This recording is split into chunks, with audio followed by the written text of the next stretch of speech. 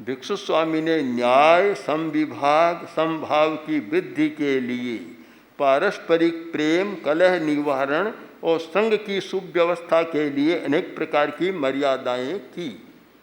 6 उद्देश्य मर्यादाओं की।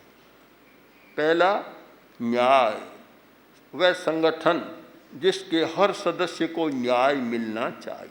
पहली बात कि जब सरकार से न्याय न मिले तो फिर जनता में क्षोभ पैदा होता है। बिल्कुल सही बात है।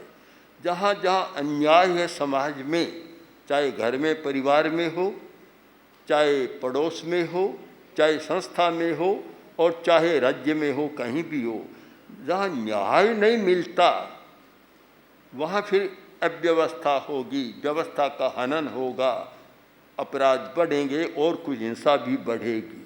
तो सबसे पहली जरूरत है न्याय। जब हम अहिंसा को मानकर चलते हैं, आत्मा की समानता को मानकर चलते हैं, यद्यपि शरीर का जीवन जीते हैं, फिर भी सबके साथ न्याय का व्यवहार हो, किसी के प्रति अन्याय न हो, यह एक अनुशासन का पहला सूत्र होना चाहिए। और संगठन में यह रहे, अनुशासन में यह रहे कि किसी भी सदस्य के प्रति अन्याय नहीं होना चाहिए। दूसरा है समविभाग। समविभाग बहुत जरूरी है। एक पिता पुत्रों के प्रति बंटवारा करता, समविभाग नहीं करता। और एक धर्म संघ में या संगठन में समविभाग नहीं होता, अच्छा नहीं चल सकता। हमें जो अनुशासन मिला उसका तो यह समविभाग आपको मालूम होना चाहिए। हम इस भवन में रह रहे हैं, अणुविभा में, और हमारे साथ काफ़ी साधु है, 41 साधु हैं। साध्वी प्रमुखा वहाँ रह रही है, साध्वियाँ भी काफ़ी है अभी। पर यह भी पता है कि कौन कहाँ बैठेगा, ऐसे नहीं बैठ सकता। पहले स्थान का समविभाग होता है। जब साधु हम आते हैं यहाँ, आने के बाद फिर महाश्रमण सारा निरीक्षण करते हैं कि स्थान कितना है, कमरे कितने हैं, स्वयं जाते हैं या करवाते हैं। और फिर सबको बुलाकर, जो वर्ग हैं अलग अलग, उनको बुलाकर और क्रम से के स्थान की जो पांति है, विभाग है, वह करते हैं। तब जाकर साधु अपने स्थान पर बैठते हैं। जब तक वह नहीं होता तब तक तो अधर में रहते हैं, कहाँ बैठेगा पता ही नहीं होता। स्थान का भी विभाग होता है।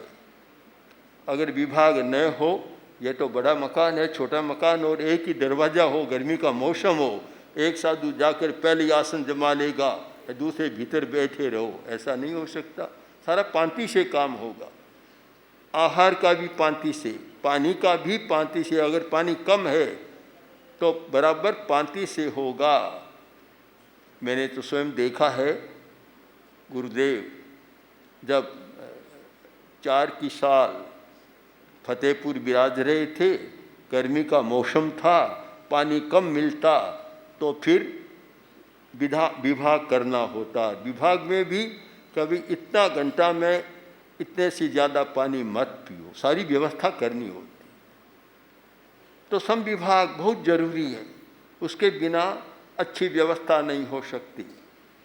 तीसरा है समभाव, सबके प्रति समभाव।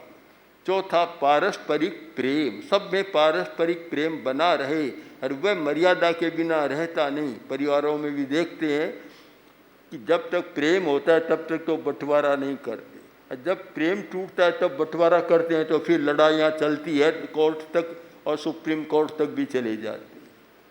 व्यवस्था नहीं करते।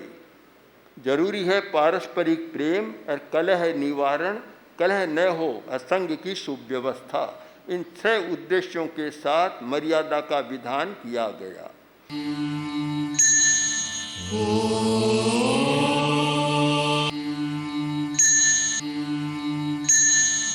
Oh